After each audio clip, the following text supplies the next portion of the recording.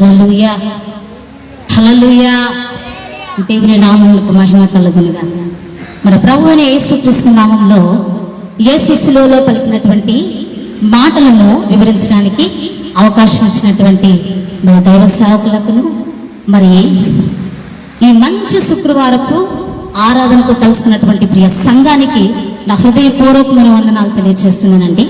అంత మాత్రమే కాకుండా ఈ మాటను వివరించడానికి నిలవబెట్టుకున్న దేవాది దేవునికి కోట్ల కొలదిగా స్తోత్రాలు చెల్లిస్తున్నాను. హల్లెలూయా హల్లెలూయా. ఈ మధ్యాహ్న కాల సమయమందు యేసు ప్రభు శిలువలో పలికినటువంటి మాట ఏంటి అని మనం గమనిస్తే, పరిశుద్ధ బైబిల్ గ్రంథములో మత్తయి సువార్త 27వ అధ్యాయము 46వ వచనములో మనం గమనిస్తాం. ఇంచుమించు 3 గంటలప్పుడు యేసు ఏలి ఏలి లామా సబక్తాని బిగ్గరుగా కేక వేసెను అనే మాటను మనం ఇక్కడ గమనిస్తూ ఉంటాం. ఏలి ఏలి లామా సబక్తాని అని ఆయన ఎంతో దుఃఖముతో, ఎంతో ఆవేదనతో పలుకుతున్నట్లుగా మనం గమనిస్తాం. ఈ మాటకు కింద అర్థం మనం గమనిస్తే, నా దేవా నా దేవా నన్నెందుకు చేయి విడిచితివి అని. నా దేవా నా దేవా నన్నెందుకు చేయి విడిచితివి అనేటువంటి మాటను మనం కింద గమనిస్తాం. అంత మాత్రమే కాకుండా ఈ మాట యేసు ప్రభు సిలువలో పలుకుతూ ఉన్నప్పుడు ఆయన చుట్టూ అనేక మంది ఉన్నారండి. ఆయన చుట్టూ అనేక మంది ఉన్నారు. వారిలో ఇలా మాట్లాడుకుంటూ ఉన్నారు. ఏమని మాట్లాడుకుంటున్నారంటే, కొందరేమో ఏలియాని పిలుస్తున్నాడని మాట్లాడుకున్నారు. కొందరేమో ఏలియా వచ్చి ఆయన రక్షిస్తాడేమో చూద్దాం అని మాట్లాడుకుంటూ ఉన్నారు. ఈ మాటలన్నిటినీ మనము పరిశుద్ధ బైబిల్ గ్రంథంలో ఆ కింద వచనాలలో మనము గమనిస్తాం. అలాగే యేసయ్య సిలువలో ఈ మాటలను పలికిన తరువాత అక్కడ కొన్ని ఆశ్చర్యమైనటువంటి సంఘటనలు మనం అక్కడ గమనిస్తాం. ఏమనంటే, మధ్యాహ్న కాల సమయమందు 3 గంటల ఆ ప్రాంతంలో కొన్ని ఆశ్చర్యమైనటువంటి సంఘటనలు జరగడం ఆ కింద వచనాలలో మనం గమనిస్తాం. ఏమి అని మనం గమనిస్తే, ఆ ప్రాంతమంతా చీకటి కమ్ముకోవడం. మొదటిగా ఆ ప్రాంతమంతా చీకటి కమ్ముకోవడం మనం గమనిస్తాం. ఇంకా భూమి వణికి కంపించిందంట. ఇంకా గమనిస్తే, యెరూషలేము యొక్క దేవాలయపు తెర నడిమికి చినిగిపోవడం మనం గమనిస్తాం. ఈ 3 సంఘటనలు ఆ ప్రాంతంలో జరగడం వల్ల ఆ ప్రాంతంలో ఉన్న వారికి మిక్కిలి భయాన్ని కలుగజేశాయి. ఏం కలుగజేశాయి? మిక్కిలి భయాన్ని కలుగజేశాయంట. ఆ మిక్కిలి భయాన్ని కలుగజేసినప్పుడు వారి నోటితో మాట్లాడారంట, ఈయన నిజముగా దేవుని యొక్క కుమారుడు, ఈయన నిజముగా దేవుని యొక్క కుమారుడు కనుకనే ఈ ఆశ్చర్యమైనటువంటి కార్యాలు జరుగుతున్నాయి, మన కనుల ఎదుట మనము గమనిస్తూ ఉన్నామని వారి నాలుకలతో వాళ్ళు ఒప్పుకోవడం మనం గమనిస్తాం. ఇలా వింతైనటువంటి సంఘటనలు ఆ సమయంలో జరగడం వల్ల వాళ్ళు తెలుసుకున్నటువంటి మాట ఏంటి అని అంటే, ఇంకా ఆ మాటలో మనము లోతుగా మర్మము చేసి ధ్యానం చేస్తే ఏమని పరిశుద్ధాత్మ దేవుడు నాకు ఆలోచన కలుగజేశాడంటే, ఒక 2 వచనాలు, ఒక 2 మర్మాలు మీతో నేను పంచుకుంటానండి. మొదటిదిగా ఏంటి అని అంటే, తండ్రితో తన కుమారునికి ఉన్నటువంటి బంధము, తన తండ్రితో ఉన్నటువంటి కుమారునికి ఆ బంధము దూరం అవడానికి కారణమే పాపం అనే మాటను మనము ఆ యొక్క 4వ మాటలో మనం గమనిస్తాం. నిన్ను విడువను ఎడబాయను, యుగ సమాప్తి వరకు నేను నీతో కూడా ఉంటాను అని యేసు ప్రభు చెప్పారు. ఎవరితో ఉంటానని? అల్పులమైనటువంటి మనతో ఉంటానని చెప్పినటువంటి దేవుడు యేసు ప్రభుని మరి ఎందుకు విడిచిపెట్టాడండి? దేనికి విడిచిపెట్టాడు? ఆయన ఏ పాపం లేనివాడు కదా, మరి పాపము చేయనటువంటి వాడు, ఆయన పాపము లేని పరిశుద్ధుడు కదా అని మనకు ఆలోచన రావచ్చు. కానీ ఆయన మనందరము చేసినటువంటి పాపముల కొరకు పాపపు గుర్తగా అక్కడ నిలబడ్డాడు. పాపము చేయనటువంటి వాడు మనము చేసినటువంటి పాపములను బట్టి ఆయన మీద మోపబడ్డాయి కాబట్టి ఆయన మన యొక్క పాప భారముకై సర్వ మానవాళి కొరకు బలిగా అర్పించబడ్డాడు. నీవు చేసినటువంటి పాపము, నేను చేసినటువంటి పాపం, మనందరము చేసినటువంటి పాపమును బట్టి ఆయన సర్వ మానవాళిగా బలిగా ఆ కల్వారి సిలువలో బలిగా అర్పించబడ్డాడు. పాత నిబంధన గ్రంథంలో ఈ మాటను మనం గమనిస్తాం. పితరుల కాలంలో, పాత నిబంధన గ్రంథంలో పితరుల కాలంలో లేవియా కాండంలో ఈ మాటను మనం గమనిస్తాం. 1వ అధ్యాయం నుంచి కొన్ని వచనాలు మనం చదివితే ఈ మాటను మనం గమనిస్తాం. ఒకడు చేసినటువంటి పాపం ఉంటుంది కదా, ఆ పాపం యొక్క ప్రాయశ్చిత్తము కొరకు కొన్ని శ్రేష్టమైన వాటిని తీసుకొచ్చి బలిగా అర్పించేటువంటి వారంట. వీటిని ఎడ్లనైనను, గొర్రెలనైనను, మేకలనైనను, ఇలాంటి వాటిని శ్రేష్టమైనటువంటి కొన్ని వాటిని తీసుకొచ్చి ఎవరైతే పాపం చేస్తారో, ఎవరైతే ఆ పాప విమోచన తొలగించుకోవాలని అనుకుంటారో ఆ యొక్క వ్యక్తి దాన్ని తీసుకొని వచ్చి దాని మీద చేతులుంచి అర్పించినప్పుడంట ఆ పాపము వారిలో నుండి తొలగిపోతుందంట. ఈ మాట మనం లేవియా ఖండంలో చూస్తాం.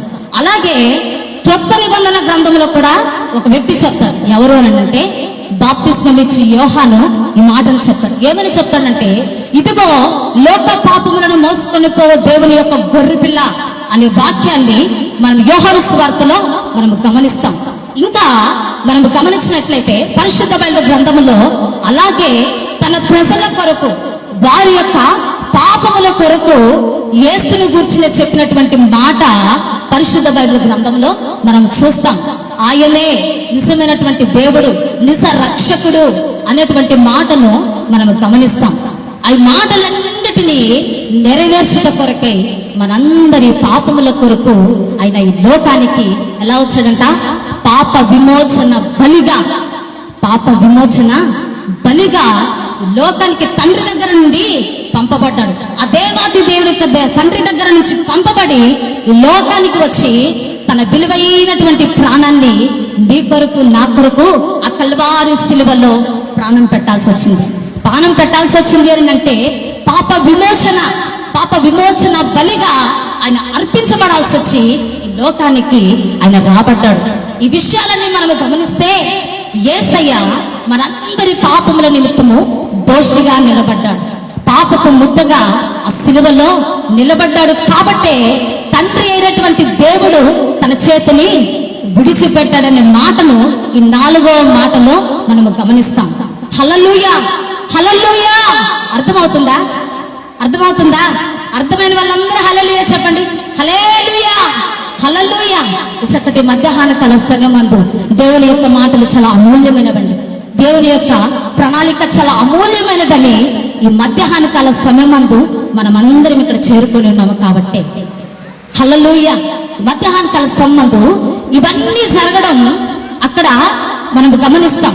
ఇంకా మనము గమనించినట్లయితే దేవుడు తన యొక్క చేతిని ఎందుకు విడిచిపెట్టాడు అని అంటే పాపము వలనే దేవుడు కుమారుని యొక్క చేతిని విడిచిపెట్టాడన్న సంగతిని మనము ఈ మాటలో మనం గమనించండి. పాపం ఎంత భయంకరమైనదో. పాపము దేనికైనా దారి తీస్తుందండి, దేనికైనాను అది వెనుకాడదు. పాపం అంత భయంకరమైనది. కాబట్టి మనమున్నటువంటి పరిస్థితుల్లో జీవిస్తున్న ఈ తరంలో మనము గమనిస్తే అన్యోన్యంగా ఉన్నటువంటి స్నేహితుల మధ్య ఒక చిన్నదే పాపం. అన్యోన్యంగా ఉన్నటువంటి స్నేహితుల మధ్య అది చొరబడినప్పుడు బంధానికి దూరం చేస్తుంది. భార్యాభర్తలకి మధ్య ఉన్నటువంటి సంబంధాన్ని దూరం చేస్తుంది. ఒక చిన్న మాటే, అది చిన్నదే. అది మనం అనుకోవచ్చు మనం ఏదో చేయవల్ల. పాపం అంటే ఏదో కాదండి, చిన్న తప్పిదమ్మలు. వాటి ద్వారా మనకున్నటువంటి బంధాలను దూరం చేస్తుంది. దేవునికి కుమారునికి మధ్య బంధానికి దూరం చేసేస్తుంది. పాపం ఉండవల్లే దూరం అయిపోయాడు. ఇంకా మనము గమనిస్తే ప్రాణ స్నేహితుల మధ్య, తల్లిదండ్రులకి కుమారులకి మధ్య ఉన్నటువంటి ఆ చిన్న పొరపాట్ల వల్లే దూరం అయిపోవడం మనం ఈ మాటలు గమనిస్తాం. పాపం ఎంత భయంకరమైనదండి. ప్రతిదానికి దారి తీసేది పాపం. కారణం పాపమే. కాబట్టి ఈ మధ్యాహ్న కాల సమయమందు దీనిని బట్టే ఈ పాపమును బట్టే తండ్రి తన కుమారుణ్ణి విడిచిపెట్టాడని మనం ముఖ్యంగా ఈ మాటలో మనం చూడొచ్చు. ఇంకా మనం గమనిస్తే రెండవది మనం గమనిస్తే ఫస్ట్ మాట పాప. దేవునికి కుమారునికి మధ్య ఉన్న బంధాన్ని దూరం చేయడానికి ఏమైందంట? ఏది కారణము? పాపం. ఏది కారణం? పాపం. మరి రెండవది మనం గమనిస్తే కుమారుడికి తండ్రితో ఉన్నటువంటి ఆ యొక్క బంధములో ఎడబాటును తాళలేక తల్లడిల్లిపోయినటువంటి హృదయం. ఎవరి యొక్క హృదయం? కుమారుని యొక్క హృదయ ఆవేదన. ఈ మాటను మనం గమనిస్తాం. తల్లడిల్లిపోయినటువంటి కుమారుని యొక్క ఆవేదన అని మనం గమనిస్తాం. ఎలా గమనిస్తామంటే, గమనించండి, తండ్రి చేయి విడిచిపెట్టినందున ఆ బాధని ఆయన తట్టుకోలేకపోయాడు. తన యొక్క మదిలో ఆవేదన కలిగింది. తన హృదయములో వేదన పుచ్చుకున్నాడు. తన హృదయములో ఎంతగా విలపించిపోయాడో మనం ఈ మాటలో గమనిస్తాం. యేసయ్యను తండ్రి విడిచిపెడతాడనే విషయము ఆయనకి ముందుగానే తెలుసు. కాబట్టి ఆయన గెస్తమనే తోటలో దుఃఖముతో ప్రార్థన చేస్తాడు. ఆయన ఏమని ప్రార్థన చేస్తాడంటే, తండ్రి ఈ గిన్నె నా యొద్ద నుండి తొలగించయ్యా. ఆయన వచ్చిందే సిలువ కోసం, నీ కొరకు నా కొరకే. కానీ తన తండ్రి తను విడిచిపెడతాడని తెలిసే తన దుఃఖముతో గెస్తమనే తోటలో దేవునితో మాట్లాడతాడు. ఏమని మాట్లాడతాడు? ఈ గిన్నె నా యొద్ద నుండి తొలగించయ్యా. అయినా ఇది నా చిత్తము కాదు, నా ఇష్టము కాదు, ఇది నీ చిత్తమే జరుగునుగాక. ఈ చిత్తము నీవే నెరవేర్చాలి. కాబట్టి మనము కూడా ఆ గెస్తమనే తోటలో అనుభవాన్ని కలిగిన మాటను బట్టే మనము కూడా ఉండగలగాలి. ఈ మాట ఎక్కడ మనం గమనిస్తాం? గెస్తమనే తోటలో చేసినటువంటి ప్రార్థన మనం ఎక్కడ గమనిస్తామంటే, మార్కు సువార్త 14వ అధ్యాయము 36వ వచనములో మనం ఈ మాటను చూస్తాం. అలాగే ఆ గెస్తమనే తోటలో ఆయన పిలిపించినప్పుడంట ఆయన యొక్క చెమట రక్తపు బిందువలే అయినదంట. రక్తపు బిందువలే అయినదంట. చెమట రక్త బిందువలే అవుతుందా? సాధ్యమేనా? అవుతుంది. ఎందుకనంటే ఒక అనుభవం కలిగినటువంటి ఒక మానసిక వైద్యుడు ఒక మాట చెప్పాడు. ఏంటంటే, మనిషి కదా మనసులో అధికమైన దుఃఖము కలిగినప్పుడు, అధికమైన ఆవేదన, మానసికమైనటువంటి క్షోభ అనుభవిస్తున్నప్పుడంట అది తట్టుకోలేకపోతే శరీరంలో, ఆ మనిషి యొక్క శరీరంలో నుంచి వచ్చేటువంటి చెమట రక్తముగా మారి అది వచ్చే అవకాశం ఉంటుందంట. మానసికంగా ఎంత క్షోభ అనుభవిస్తామో ఆ క్షోభను బట్టి మన శరీరం నుంచి బయటకు వచ్చేటువంటి చెమట రక్తముగా మారుతుందంట. మాట నేను ఒక దానిలో నేను చదివాను, ఒక పుస్తకంలో చదివాను ఈ మాట. నేను ఆశ్చర్యపోయాను, నాకు తెలియదు ఈ మాట, కానీ ఫస్ట్ టైం నేను ఆ మాటను చదివాను. ఇంత క్షోభ, ఇంత శ్రమ ఆ గెస్తమనే తోటలో యేసు ప్రభువుని నేను గుర్తు చేసుకున్న మాటను చదివిన తర్వాత గెస్తమనే తోటలో దేవుడు కూడా అలాంటి అనుభవాన్ని పొందుకున్నాడు కదా, అలాంటి క్షోభ అనుభవించాడు కదా అని నేను ఆ మాటను నేను గుర్తు చేసుకున్నాను. కాబట్టి కొద్ది క్షణాలే, కొద్ది నిమిషమే, కొంత క్షణాలే దేవునికి తండ్రికి దూరం. ఆ కొద్ది క్షణాలు ఉన్నటువంటి బంధము దూరమైతేనే ఆ కుమారుడు తట్టుకోలేకపోయాడు.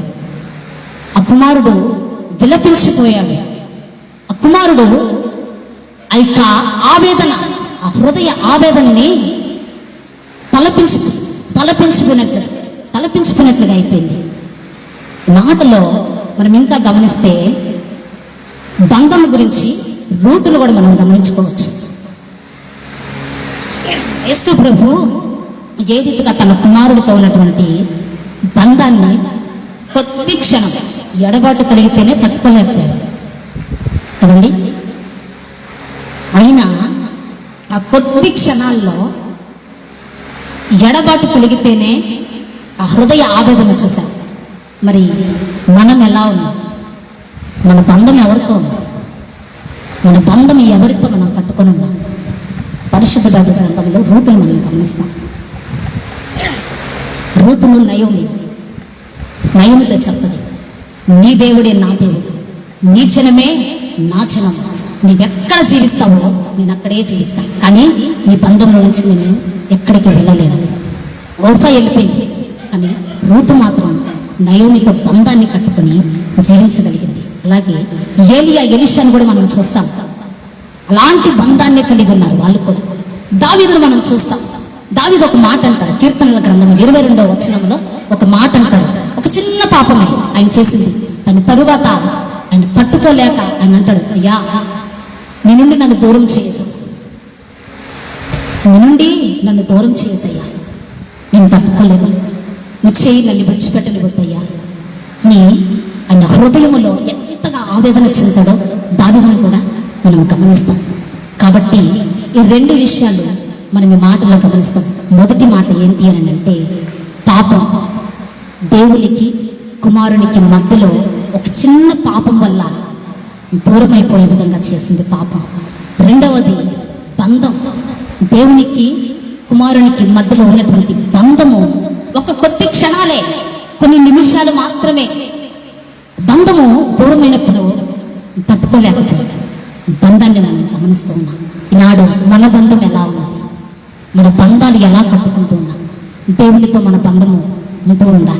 మధ్యాహ్న కాల సంబంధం వేటి కొరకు మనం ఆశపడుతున్నాము, కానీ క్రైస్తవులమని మనము చెప్పుకుంటూనే ఉన్నాము, కానీ మధ్యాహ్న కాల దేవునితో నీ బంధం ఎలా ఉన్నది? ఇన్ని సంవత్సరముల నుంచి నేను క్రైస్తవురాలుగా నేను బ్రతుకుతూ ఉన్నాను అని మనం అనుకుంటున్నాము, కానీ దేవుని యొక్క బంధంలో నేను ఉండగలుగుతున్నామా? ఆయన నిజమైన ద్రాక్షవల్లి. ఆ ద్రాక్షవల్లికి నీ ఒక తీగగా ఉండి ఆయన బంధములో నువ్వు కట్టబడాలి. ఆ నిజమైన ద్రాక్షవల్లితో నువ్వు ఎప్పుడైతే ఒక తీగగా ఉండి బంధాన్ని నువ్వు కట్టుకుంటావో నువ్వు ఫలిస్తావు, ఫలభరితంగా మారుతావు.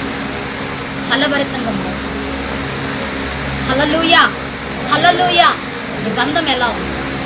నీ బంధం ఎలా ఉంది? బంధం ఎలా ఉంది?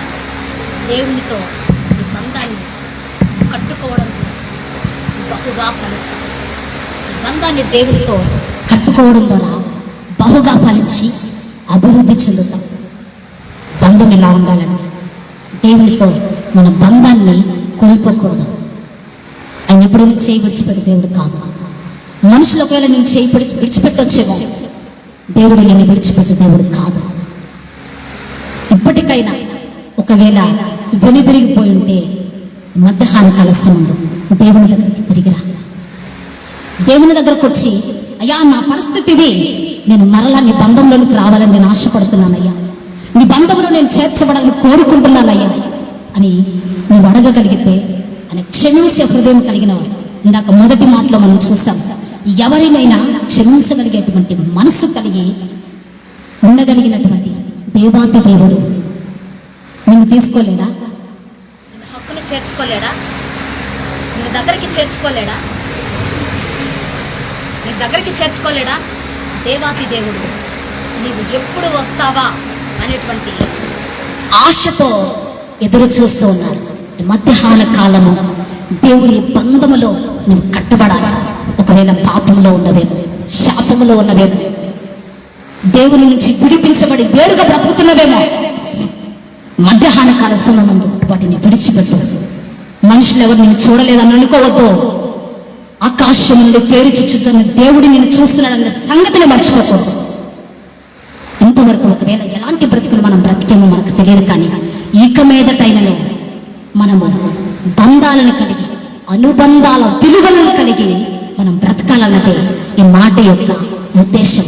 మాట ఏమంటూ ఉన్నాడు? తండ్రి నన్ను విడిచిపెట్టదయ్యా, దేవా నన్ను చేయి విడిచిపెట్టదయ్యా అని ఆయన మాట్లాడుతూ ఉన్నాడు. ఎందుకన్నాడండి? బంధం అలాంటిది, బంధము అంత విలువైనది, బంధము అలాంటి అనుబంధము కలిగినది. కాబట్టి మధ్యాహ్న కాల సమయమందు మనము కూడా బంధాలను కట్టుకుందాం. అనుబంధాల పూర్వకంగా ఆత్మానుసంబంధమైనటువంటి బంధాన్ని దేవునితో నీవు నేను కట్టుకొని ఉండాలనేది ఈ యొక్క మాట యొక్క ఉద్దేశం. దేవుడి కొద్ది మాటలను వెనుకలను దీవించిన గాక.